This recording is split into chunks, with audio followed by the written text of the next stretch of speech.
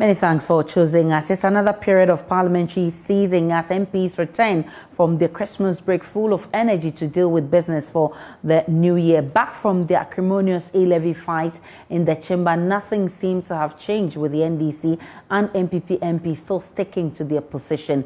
Perhaps the only new thing in Parliament now is the Speaker's new look, dressed like a chief. He has said before today that he will not be wearing the Speaker's robe each day of the sitting. He plans to don traditional attire unless there is a special occasion when he will revert to the Speaker's robe. More on that for you later. Now, though, let's keep our focus on the E-levy. This afternoon, there's a nationwide opposition to government's introduction of the controversial 1.75% policy. You recall we ran a poll on Twitter yesterday. That poll has now closed. Here are the results. And there you have it, 10.2% going for yes, 89.8% going for no. I mean, as at a close of yesterday, it was over 13% going for yes. It has reduced today, coming to 89.8%. And this is out of 3,257 votes. That is giving us this final results. Let's hear from some more Ghanaians on this, and we'll start from government stronghold Ashanti and Eastern regions. Emmanuel Bright Koku is in Kumasi. After a number of fisticuffs that ensued amongst members of Parliament at the floor of Parliament over the controversial E-levy, today they reconvened to vote over it. We hit the streets of Kumasi to find out from people what their reactions are to the introduction of a 1.75% E-levy. 1.75 now body rate now. I'm hoping the percentage will be reduced to 1.0%. The E-levy would affect our business as mobile money vendors. People will be forced not to transact with us, and that will make us unemployed. I remember a man for be move from electronics and alcohol, the old system na cash and carry. I remember you man be from. One more, I'm passing out. Me ma dwene no. About out one. I'm passing out. Name say ye ba be jatumu no so no. Say I'm passing out, I ain't into me. It's a to say, I'm passing out. No more passing out also. Young Timmu for no. They should pass it, but they should use it for its intended purpose. Say, be a may send this car, not BBC and a more tear free swap. So almost one of the year, your friends saying, a coin or money, Yatiabre. It's young for Saya Tiabrano and Fabufu and Cassette, Omun Fan pass out. Omun Fambra, but we know you need a hope. I mean, we didn't say, say our Parliament, no more pay. The E-levy won't help. Those at Parliament fighting for its introduction know what they would gain from it. They are only going to dupe us.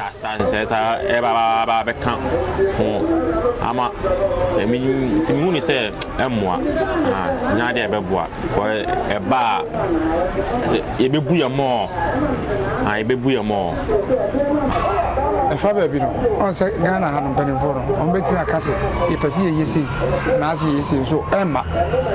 Almost the background now, one more in If Parliament has carefully thought through the E-levy and thinks it would help us, they should pass it. No moon says, almost the bar, a bad boy, and I say, into a motion. I didn't never come in group, normally at all. So that's it. While a number of people are calling for a reduction in the percentage of E-levy, however, if approved, they are hoping that these monies will be used for their intended purpose. From Kumasi for JoyNews, Emmanuel Bright Koku reporting. I don't accept it because they already take charges from us. So why do we have to pay another E-levy? Because right now you are buying something, the person even demands you add an extra charge to it. So I don't see it to be necessary to. They should just forget about the E-levy and they can still add the taxes on the things we buy. That would be best because now holding cash, the Momo is so smooth and simple. So I think if they want the Momo to sustain and to be in the system and be effective, they shouldn't do the E-levy. For me, I don't accept because paying the E-levy and then coming to pay the charges also on the money by the communication network also it's a whole lot. Because how much are we even earning as individuals? Most of us are not employed, and what you are earning is not that much to even sustain you. Okay, so all these charges are going to reduce your money, and then even your budget will also be, I don't know, it's going to cause a lot of problems for us. So for me, I really don't accept, because these communications are already charging, and you're coming to add e-levy. It's going to add a lot of pressure on us in our finances. No, I don't accept that. Like, you can't tax me on my personal money. If you are not getting money from the World Bank, doesn't mean like you should pay tax through our mobile money. You can't expect someone like Ekayayo at the roadside to be paying e-levy, like such huge amount of e-levy. Like, how much is she even getting from her everyday works? How much is she even getting for you to deduct such amount from her? Do you understand? And not only the Kayayo, we have more people using the mobile money, which is quite comfortable for them, because some people even take their salaries through mobile money. So if you put this e-levy on, how much are they going to withdraw from their wallets? How much are they going to be paid? Some people are paid 200 cedis per month. And then when they receive that amount, how much are they going to withdraw from their mobile money? And how do you expect us to live in Ghana here? Like, I don't understand. The finance minister is lying, because that e-levy will not help us, because we are business people. We do transact money through business. And when they gave us contract, we pay taxes on it. So this e-levy thing will not help us. So I don't think it is best. They should rather go and look for source of income than this e-levy.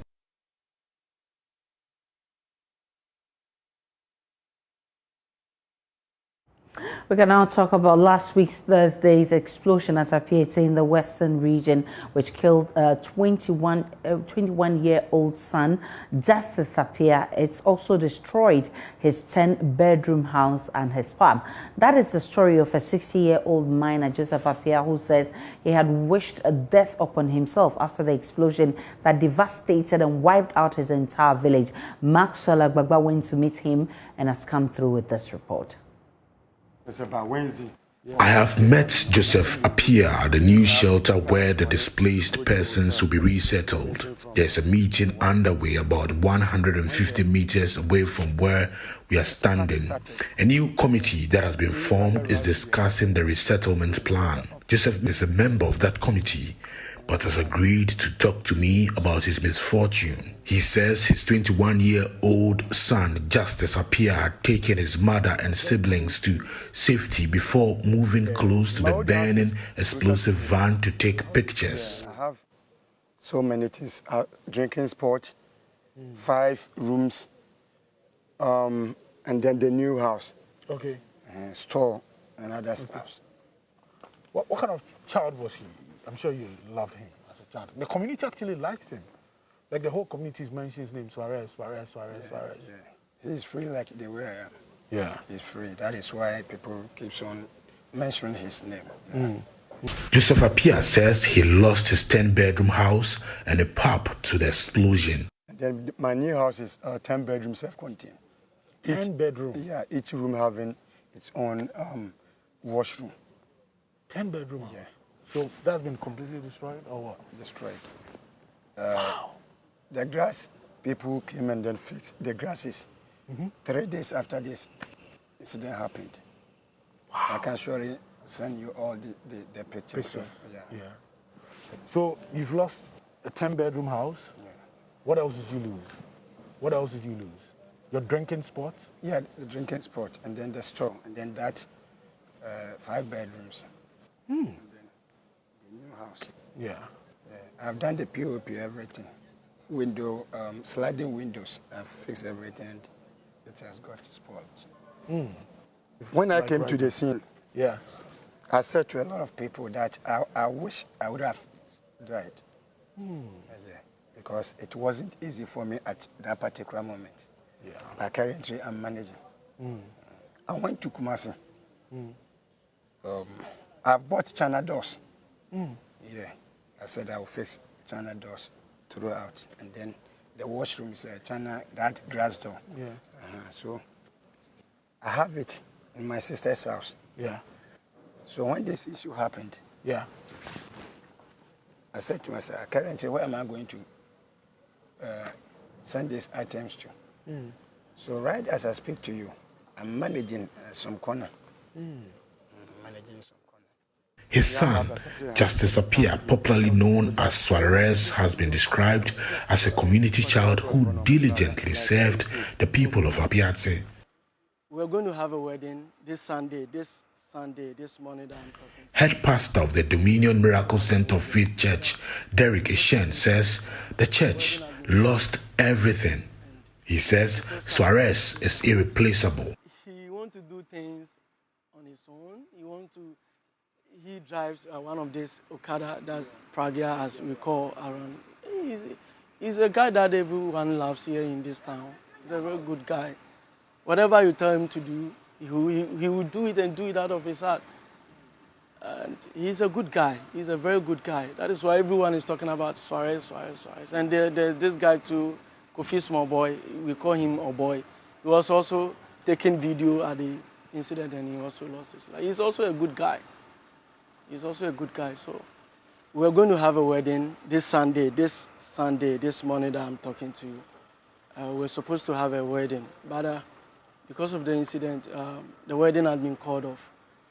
And it's so sad, but I believe, if I should say the will of God,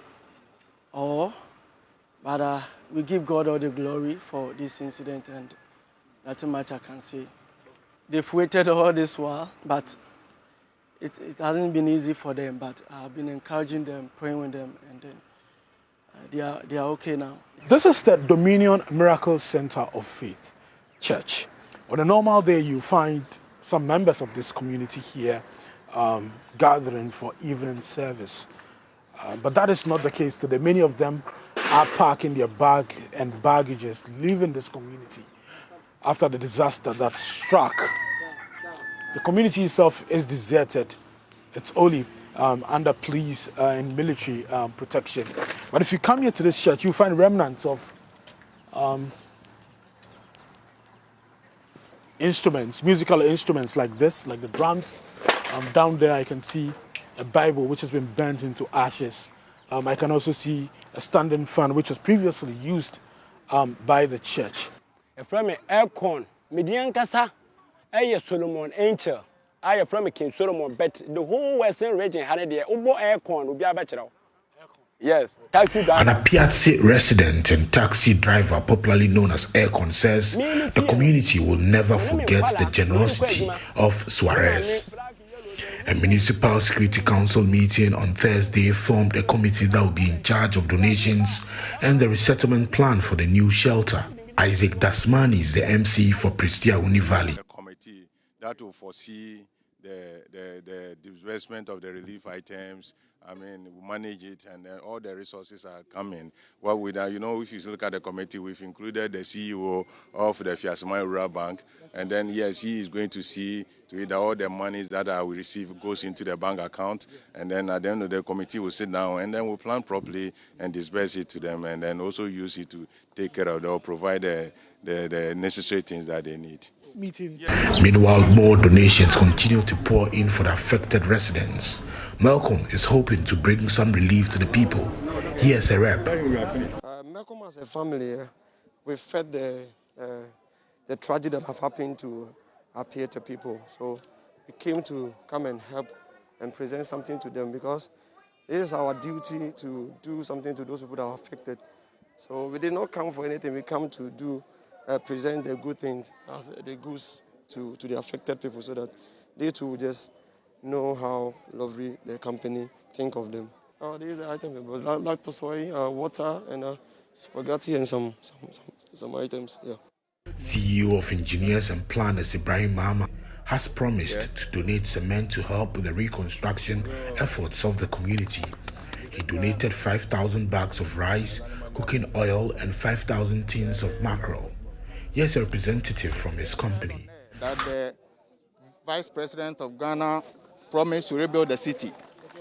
The CEO of Engineers and Planners and Jata Cement, in the person of Mr. Ibrahim Mahama, support, assures the community that during the rebuilding stage, he is also going to support with with cement from Jata Cement and then other building materials to help rebuild the community.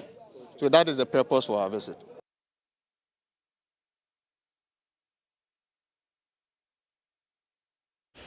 No, the Psychiatric Association of Ghana says its preliminary assessment of victims of the explosion at APIATSE in the Western region has revealed some of them are contemplating suicide. It says some children now reportedly scream at night and others have gone mute after the explosion. The PAG was at the shelter at Bogoso to provide psychological assistance to the affected residents and says these symptoms are consistent with a diagnosis of acute stress reaction, which is not managed appropriately. If not managed appropriately, can lead to more severe forms of anxiety disorders, including post-traumatic stress disorder. The association is calling on Ghanaians to put resources together to avert what it describes as a potential mental health catastrophe at APIATSE. And joining me via Zoom is the president, Dr. Ruth Owusu-Entwi. I'm grateful for your time, Doc. Can you help us with the details of what you found during your assessment?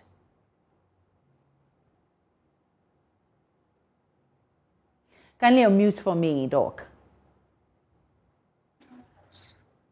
Thank you very much and a very good afternoon to you and your listeners. Yes, you're right. When emergencies like this or disasters like this happen, we are worried about the mental health implications. Unfortunately, that is probably the last thing everybody thinks about. And so as an association, we took it upon ourselves to get to the ground, do an initial assessment, and possibly administer some interventions to those who were severely affected. When we got to the sites, we realized that just at the camp or at the shelter, the parish, there were close to 900 people, and there was no way we were going to be able to attend to each one of them. And so we put them into groups and did some education on mental health issues and symptoms they should expect. And thereafter, we told them that if you were going through any of these, let us see you one-on-one. And that is when we came into contact with some few people who were going through very worrying symptoms. And notable amongst them were people who were contemplating suicide. We talked to one woman who said that she was actually the one that went into their home and brought the husband's phone to go and video the incident, and the husband never came back. She thinks that life is not worth living. She feels guilty. She feels that she should have stopped the husband, and there are all of these things going through her head, and she feels that life is not worth living. She has contemplated suicide even at the camp. There were some children, which is also very worrying, who are going through some serious anxiety symptoms. They are constantly screaming at night. One mother told me that the child since Thursday has not spoken. This is a child that was shown videos of gory sceneries, people dying, the fires, the flames going up and all that. And so people are going through challenges. And like we have said, if we are able to put in intervention at this early stage, we will be able to avert an otherwise severe mental disorders or severe anxiety disorders in the near future. So what's the plan to actually help, these victims to come back to normal? So we have come back to our drawing table. We have realized that the Psychiatric Association of Ghana cannot do this alone.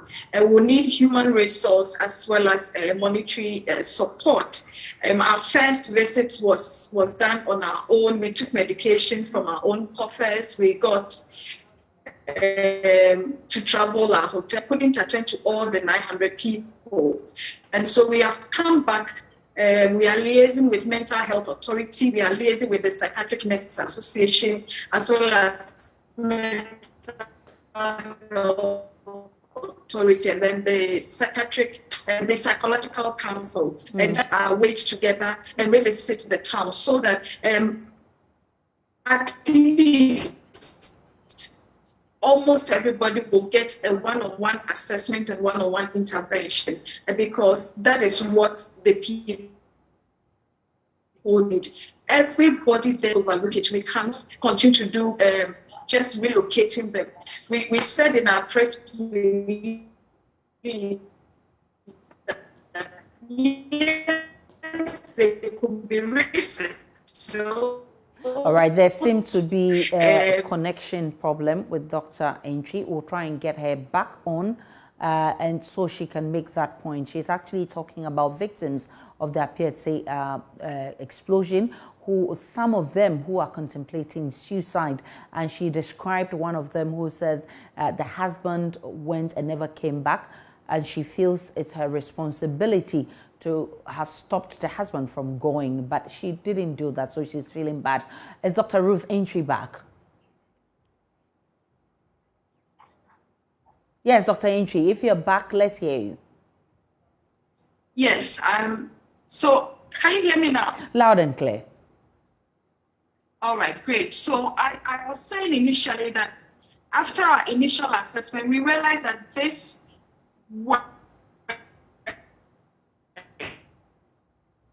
of this job. And so we have come back to the drawing table. We have decided that we would involve our sister organizations.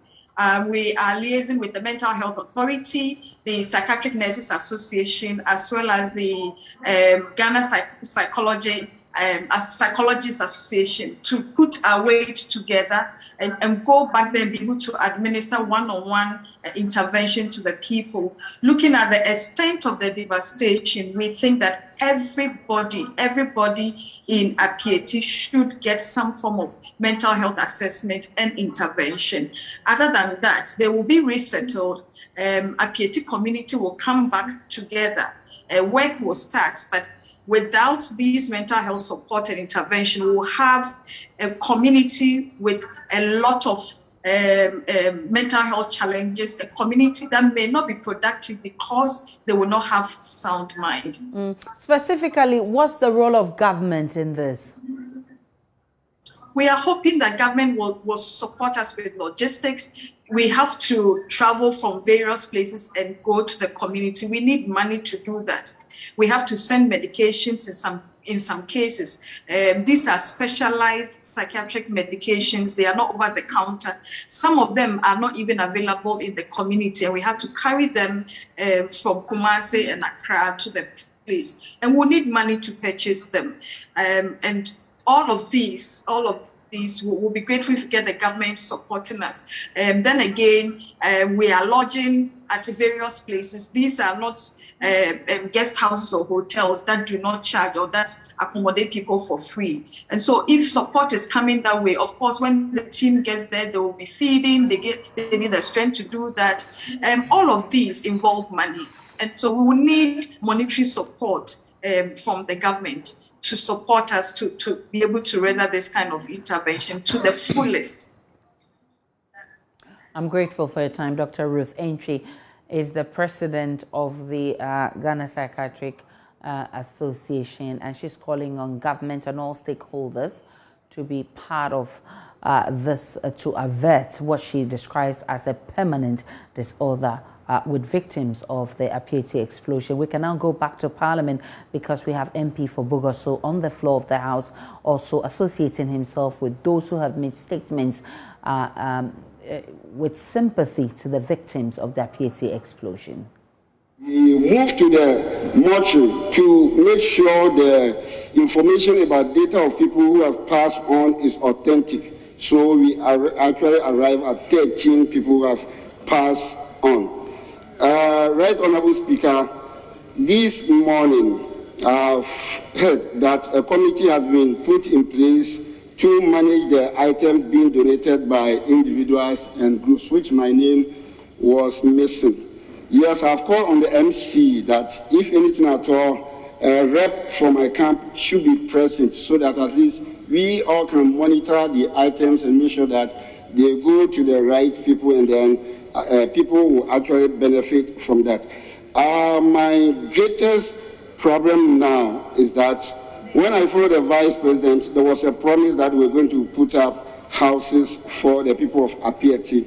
Right now, the minister also has presented information of investigating the cause of this explosion. So I am pleading that as a house, we all monitor activities and make sure that whatever these people deserve are being given to them, especially with regard to accommodation. And then we all also have to follow and monitor and make sure that the appropriate investigation is being made to bring into book all those who are at fault, because as a country and somebody who was brought up in the mining area, one thing I have realized is that safety measures are being taken for granted by most of the mining companies. You have to do A, B, C, D. They think that when you start from A to D and you skip the 2 in the middle, still you can arrive at the same destination. So the necessary action should be taken after we have found out those who were at fault. Right, Honourable Speaker, with all this and in a very sad mood, I pray that those who have lost their life, the great Lord will give them a peaceful and everlasting resting place. And then also those who are injured, that is my concern, how we can restore them, even if not completely restored to their former state, or at least what they can depend on for the rest of their life. Thank you, Right Honourable Speaker, for this opportunity done to me.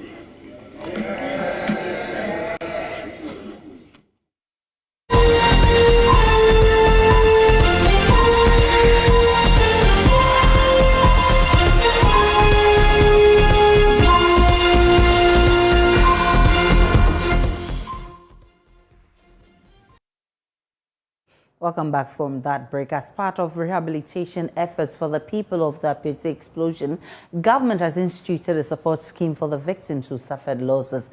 Among other things, the scheme is expected to cater for the immediate needs of the people and assist with rehabilitation efforts of the town. Launching the scheme, Minister for Lands and Natural Resources Abu Jinapo announced the constitution of a 5-member committee to be chaired by Dr. Joyce I. The committee is expected to raise funds for the scheme and also to supervise the judicious use of the funds for the sole benefit of the people of APIATSE. John Abu Jinapo spoke earlier at the ministry. There's more in the following report. Since the explosion, many families have been left without essentials and depending on donations alone. Minister for Lands and Natural Resources, John Abu Jinapo, has announced the creation of a fund for the sole benefit of the victims of the explosion of APIATSE. Ghanaians have always been known to be hospitable and compassionate, and we cannot ignore our own people who fell victim of this unfortunate incident. Ladies and gentlemen, on the instructions of the President of the Republic, His Excellency Nana Addo Dankwa Akufo-Addo, the Ministry of Lands and Natural Resources has decided to launch, quote, the APIATSE Support Fund, end quote, to raise funds from the general public to, among others, support the victims of this unfortunate incident and to reconstruct the community which was brought down by the explosion. I passionately and respectfully call on all Ghanaians and residents of Ghana and friends of Ghana, companies, civil society organizations, and all and sundry to generously contribute to this noble endeavor. To the people of APIATSE, I say to them, a compassionate nation and government stands by you, shoulder to shoulder, in your time of great need and adversity. The minister also constituted a 5-member committee to be chaired by the former CEO of the Ghana Chamber of Mines, Reverend Dr. Joyce I. The committee, among others, is expected to manage the fund. Ladies and gentlemen, to ensure fair, transparent and judicious use of the fund, government has decided to appoint a 5-member committee to manage the fund. The committee will be chaired by Reverend Dr. Joyce I, a distinguished and eminent stateswoman who is the founder of the Salt and Light Ministries and who has previously served as Minister for Information, Minister for Education, Minister for Local Government, and Chief Executive Officer of the Ghana Chamber of Mines, and who, as a result of her exemplary service to our motherland, was awarded a Companion of the Order of the Volta in 2006 by the then President of the Republic, His Excellency John Agyekum Kufuor. A woman of enormous integrity, this is the woman government has settled on to chair this important committee. Thank you, Madam, for accepting this other onerous national assignment. Ladies and gentlemen, the 4 other members of the committee are Tetrete Okuamua Sechi II, Omanhene of Wasa Amenfi Traditional Area, a renowned traditional ruler and chairman of the Forestry Commission. Mr. Philip Owuredu, a certified chartered accountant, managing director of Calbank, and formerly of the renowned accounting firm KPMG, is a member. Dr. Antoinette Chibudako, a senior lecturer at the University of Ghana and research fellow at the Center for Social Policy Studies, an expert in natural resource management and development in communities endowed with natural resources, is a member. The Chief Executive Officer of the Ghana Chamber of Mines, my very good friend, Mr. Suleiman Akoni, who hopefully will be the biggest donor to the fund, is also a member. Ladies and gentlemen, these are renowned persons without a shred of doubt in their various fields who have been brought together by government to manage this fund. Their terms of reference are: 1, to raise sufficient funds for the APIATSE support fund, and 2, to supervise the disbursement of the fund in accordance with the highest standards of integrity and transparency for the sole benefit of the people of APIATSE. Speaking on behalf of the committee, Chairperson of the committee, Joyce Ayi, expressed gratitude for the opportunity and called on all and sundry to donate to the victims of the disaster. On behalf of the 5-member committee, I would first like to thank His Excellency the President, Nana Akufo-Addo, for considering us useful to undertake this very onerous task. We feel very privileged to be called to serve the nation at this very crucial time of its need. Each of us comes with some level of expertise, and together our prayer is that God would bind us together and give us a singular mind to undertake this task. It is onerous, but nothing is impossible for God. Absolutely. And so on behalf of my colleagues, I say we accept this honor, we accept this privilege, and we ask for your support, especially members of the media. We ask for your support. I'm glad that my presiding bishop is here. We also ask for prayer support. And we ask that the reasons why this fund has been set up would be fully realized. And the people of APIATSE will know that we live in a nation that is compassionate, under a government that cares deeply for every single person in this nation. And I know that within a short time, we will see great things happening. As victims continue to count their losses, the ministry and committee expects to receive more donation to assist with the rehabilitation works in APIATSE. Michael Ashale's report for JoyNews. A study by a consortium, including the University of Ghana's Institute of Statistical, Social and Economic Research, has revealed that Ghana's exports were undervalued by an estimated $8.3 billion between 2011 and 2017. The study, spanning 3 political administrations, also revealed that the country lost more than $2 billion in taxes due to undervaluation of gold exports alone. ISER and its partners, including the Graduate Institute of Geneva, undertook the study as part of the Curbing Illicit Financial Flows research project funded by the Swiss Program for Research on Global Issues for Development.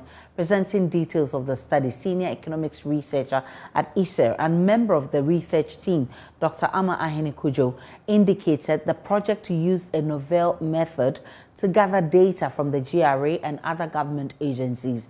The revelation about tax and revenue losses due to IFFs is critical when you consider the fact that gold accounts for most of Ghana's mineral exports. In 2017, gold accounted for 96.4% of total earning from mineral exports from Ghana, she said. Joining me via Zoom for more on this conversation is Professor Carbonia, the principal researcher of the Swiss-funded project, and Dr. Fred Janku, a member of the research team. They both join us via Zoom. I'm grateful for your time, gentlemen. Let's begin with you, Dr. Fred Janku, with the details of the research we're talking about. Well, thank you very much for having me. So basically, this research was about how we can reduce trade-related illicit financial flows in Ghana. And to be more concrete, we focused on gold and cocoa. But today, because most of the illicit financial flows were in the gold sector, we decided to talk more about what we found in the gold sector. All right, so you're talking about devaluation of the gold sector. That's right? Is that right? Not devaluation. So basically what we are doing is that if you take the gold that we export from Ghana, you know that Ghana gets revenues from taxes as a result of the gold that we export. So the value of the gold that you export or that is declared determines the proportion of taxes that you get for government as revenue. So if that gold is undervalued, then of course the proportion of tax revenue or the taxes that you get from the gold will also be less than it should be. So that is our concern. How do we make sure that we get the value for our gold in order to finance our development? What did your research reveal was accounting for this devaluation? So let me say again, so it's basically undervaluation.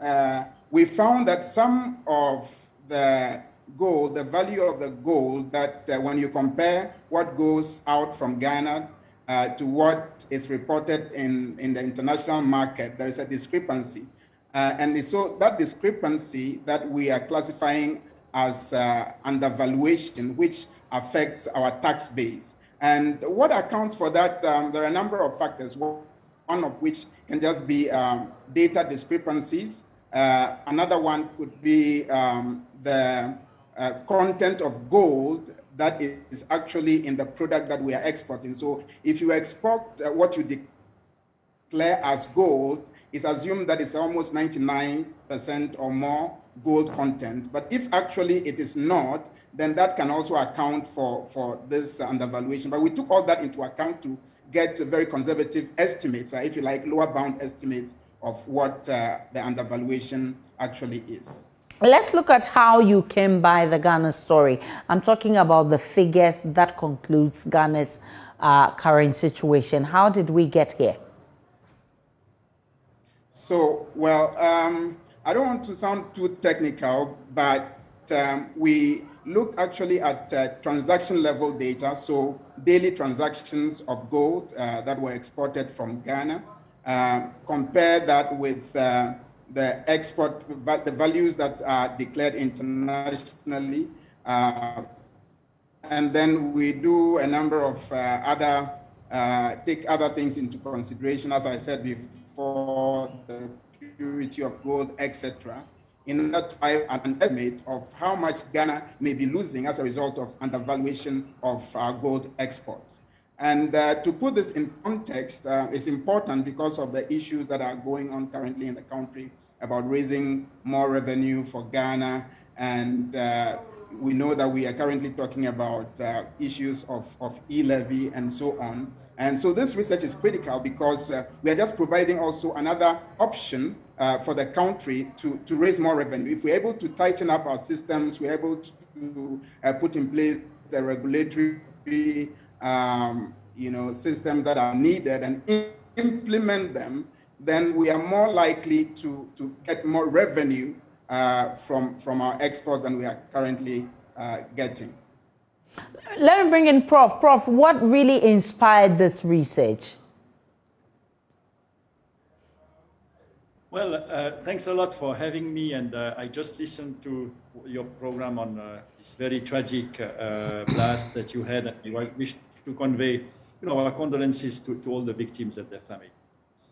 Now, this being said, what triggered our research is very simple. You had international research showing that because trade in commodities was undervalued, you had illicit financial flows that would amount to about 4% of the world's GDP and 6% of Africa's GDP, eroding the tax base of African countries. And since now it is critical to enable African countries to mobilize domestic resources for their own development, we decided to have an international consortium with our Ghanaian partners here at the University of Ghana, ISER, to really understand how much of the gold or cocoa or other exports are undervalued and what is the impact on the taxes that are levied. And on that basis, we are working with legal experts, with policymakers on solutions to try to reduce and curb this phenomenon so that Ghana, like other commodity exporters, are able to benefit fully from their exports to mobilize domestic resources, tax resources for development. And this is what has triggered our research. And we are working with all the stakeholders, governments, private sector, non-governmental organizations, to try to implement solutions at the very moment where we have a global reform of the tax system at the global level. So I think it's very timely and it's a big opportunity to redress the situation and allow Ghana, like other commodity exporting countries, to fully benefit. I think we have a connection. From, their... Go ahead, Prof. Go ahead, Prof. The line is better. Okay, the line is better. Sorry for this. So I was saying that indeed we are getting results that help policymakers to take action so that we can curb and reduce illicit financial flows, and it allows policymakers to take innovative solutions. All right, so you have Professor Gilles Carbonnier. He is a lead researcher with the Swiss project. We also heard from Dr. Janku, who is a member of the research team. And that'll be it for The Pulse this afternoon. Many thanks for watching. My name is Aisha Ibrahim. Let's Talk Showbiz is up next. After sports, you do stay tuned.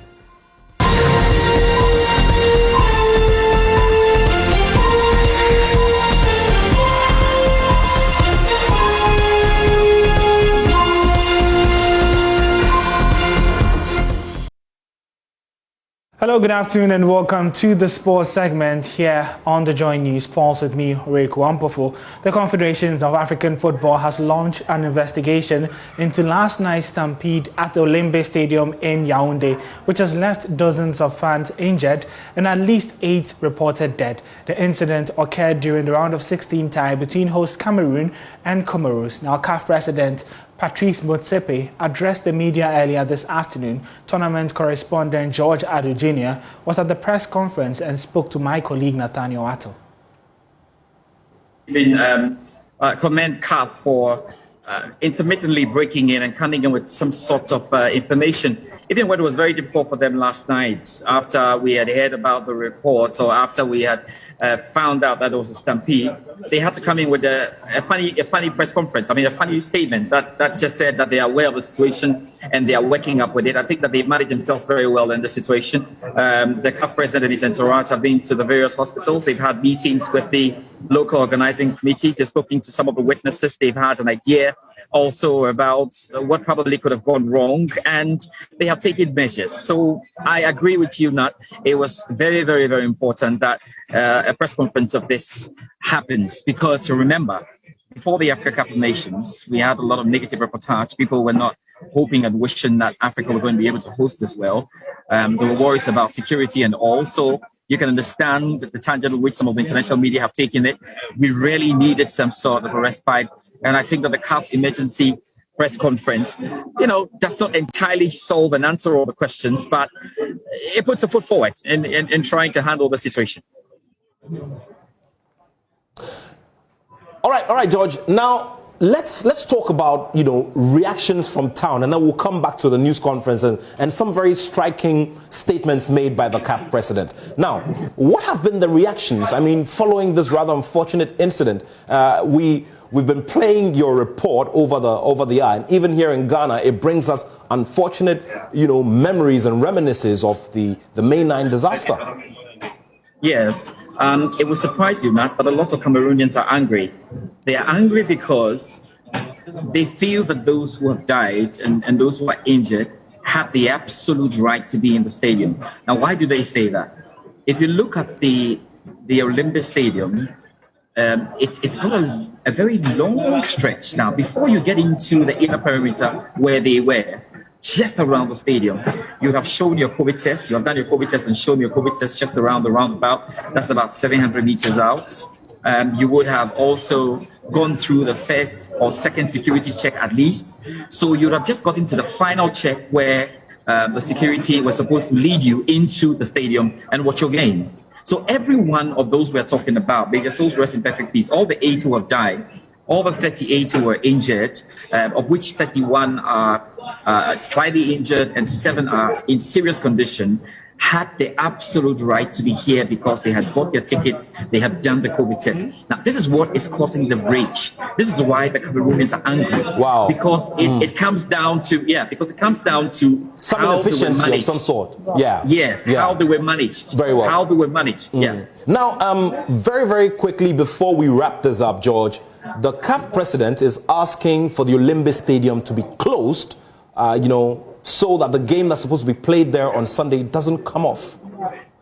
Yes, he says that because based on the preliminary discussions they've had, the local organizing committee and picked from eyewitnesses and the security agencies, they are realizing that there was a breakdown in security. It's a situation where the passionate fans overpowered the security and got to the stadium.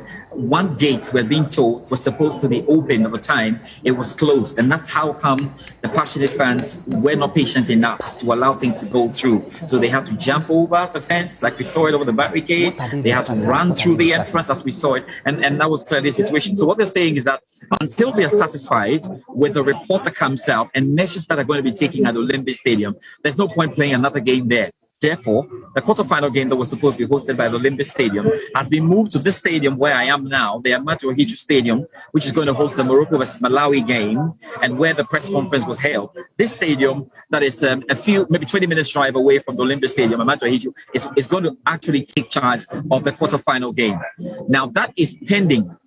If the report comes out on Friday, as he said, that they're expecting the report from the local organizing committee on Friday, if that report comes out, it's positive that measures can be taking place, then maybe the semi-final game that's supposed to be at Olembe may go there. If they are not satisfied, Olembe is out of the competition for now. Because, to be fair to CAF, we have had games in Douala, we have had games in Garoua, we have had games in Limbe, we have had games here at the Hiju Amateur Stadium. We didn't have this. And I think yesterday or last night, the security really underestimated the Cameroon versus Comoros game. I have a slight idea not why that game was so important for Cameroonians, because if you look at the running, there were too many upsets that no Cameroonian could just sit at home and think that it's Cameroon versus Comoros, so it's going to be as simple as that. Very well. And even very when well. Comoros were down by 10 games, they really felt that they had to come. Look at the Comoros team that was down by a man, but yet they played so well. The images were very striking.